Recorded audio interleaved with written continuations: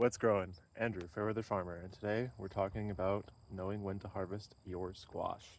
So we're out in Quebec, Papineauville here, and it is end of September, September 28th, but we had frost, and as you can see, the plants here are quite damaged, but they're not dead.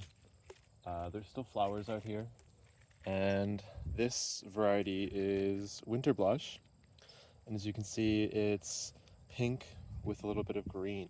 So when it's just starting out, it's green, so it's obviously not ready for this variety. So its first thing is to know your variety, that it assumes the correct color and size.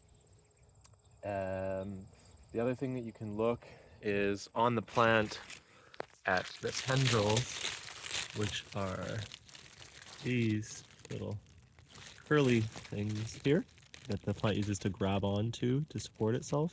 If they're green like this, the squash may not be ready, the tendril closest to your gourd.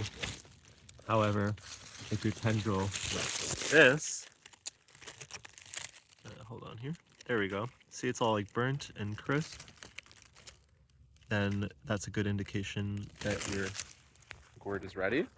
And so once you establish that it's the right size, weight, color, the tendril nearest to it is dead and not alive, you can go and harvest your squash. You can field cure it if it's going to be dry, but if it's wet or there's going to be frost, you should actually get them out of the field.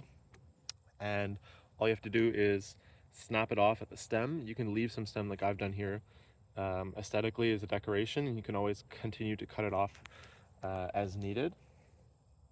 And yeah, that's how you harvest your squash. So go get growing. Boom.